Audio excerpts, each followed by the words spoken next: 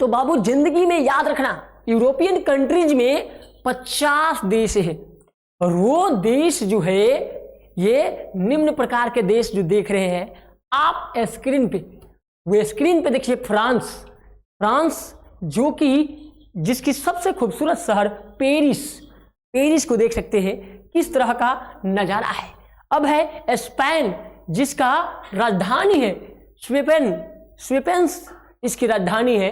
अब बात आती है फ्रांस की, फ्रांस जो कि बहुत ही भव्य महल जैसा दिखता है कि क्या गजब की नजारा है। अब बात आती है यूनाइटेड किंग की, यूनाइटेड किंग भी अपने खूबसूरती के लिए बहुत ही विश्व में प्रसिद्ध है। इसके बाद आता है इजराइल। ये दृश्य बहुत यूरोपियन हिस्ट्री के लिए बहुत जरूरी है। ये 50 शहर जो कि पूरी दुनिया को मातम बनाता है, देखने के लिए विवश करता है, वो चाहे नॉर्वे हो चाहे वे स्वीडन हो। नॉर्वे की राजधानी जो है ओस्लो जो है वहां के सबसे प्रसिद्ध और भव्य तरीका से बना हुआ है। स्वीडन की राजधानी जो है स्टॉकहोम, उसी तरह जो है फिनलैंड जो है काफी भव्य तरीका से बना हुआ फिनलैंड उसका राजधानी है। ये कि क्या भव्य तरीका से बना है, देखने में भी नज़ारा बहुत ही अट्रैक्ट करती है। उसी तरह आती है कोपेशियन शहर भी नज़ारा कम नहीं है। और जर्मनी तो आप जानते ही होंगे जिसकी राजधानी बर्लिन दीवार जो कि काफी खूबसूरत है। बात आती है ये इंडियन हिस्ट्री के लिए बहुत ही खूबसूरत है।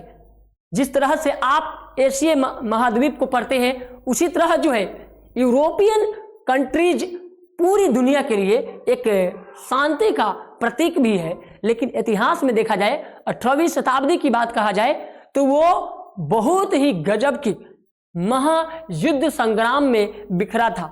वहां जो है अनेक प्रकार के समस्या से पीड़ित थे।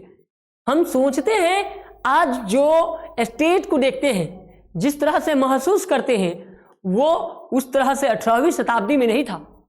आज जो है हम जैसे लोकतंत्र को महसूस करते हैं, लोकतंत्र में जीते हैं, वो लोकतंत्र वहां नहीं था, वो टुकड़े टुकड़े में बटा हुआ था। 50 देश महत्वपूर्ण था और वो 50 देश में विभिन्न देश और उसकी राजधानियां को देखकर भी आप अट्रैक्ट कर सकते हैं कि क्या नजारा रहा होगा यूरोपियन कंट्रीज को।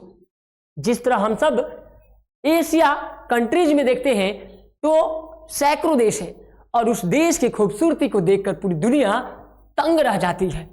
उसी प्रकार दुनिया का दूसरा सबसे बड़ा महाद्वीप एशिया है और वहां के नजारा बहुत ही अट्रैक्टिव है। अपने आप में वहां की जो छाप है कहीं ना कहीं अट्रैक्शन से भरा हुआ है। वो दुनिया को आकर्षित करती है अपनी ओर। चाहे बात ब्रिटेन की हो चाहे इंग्लैंड की हो, वहां की प्रत्येक देश कहीं ना कहीं औपनिवेशिक देश के रूप में रहकर एक नवीन भौगोलिक खोजों का निर्माण किया। चाहे वो बात पुर्तगालियों की करे, चाहे वो बात मेजनी की करे, चाहे वो हम इतिहास के धरोहर में जिन भी महान वैज्ञानिकों का बात करें, वो कहीं ना कहीं निकल के आती है पश्चिमी देशों से और वो पश्चिमी देश पूरी दुनिया को एक नई सीख देती है। ये देश अपने आप में एक गौरव महसूस कराती है। जिस तरह से इंसान अपने जिंदगी में एक बड़े मंजिल तक पहुंचने के लिए लगातार कंटिन्यू संघर्ष करते हैं, उसी तरह जो है इस देश के नज़ारा को देख सकते हैं कि ये संघर्ष का प्रतिफल है। वैश्विक महामारियों के कारण भी ये पिछड़े थे, लेकिन फिर भी वहां पे तेजी गति से ग्रो हुआ। 18वीं शताब्दी के बाद 19वीं शताब्दी भी आई, 20वीं शताब्दी भी आई और 21वीं शताब्दी भी भारत की है जो कि दुनिया को अपनी ओर आकर्षित करता है। धन्यवाद। फिर हम मिलते हैं नेक्स्ट वीडियो में।